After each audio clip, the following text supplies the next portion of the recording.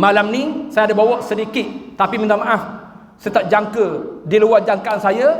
Benda ni stok tak mencukupi, hanya ada balance baki, iaitu saya ada buat minyak bidara yang saya rebus, saya masak selama 13 jam untuk orang yang ada masalah saraf, angin ahmar, stroke, Parkinson, GERD, anxiety, uluran angin, angin medu, bekas cedera, patah, terseliuh, orang perempuan dalam patang, kaki ke tangan serebah menyucuk.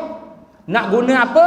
Cuba ikhtiar minyak bidara yang saya rebus dengan teras herba 13 jam.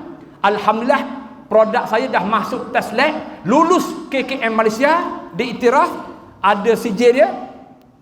Boleh ikhtiar siapa yang ada masalah penyakit yang saya sebut tadi, tapi tolong jaga pantang. Satu je, jangan langkah.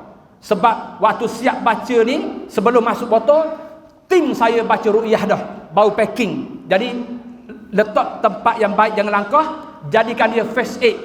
Ada emergency, guna minyak ni sapuh sebagai ikhtiar awal.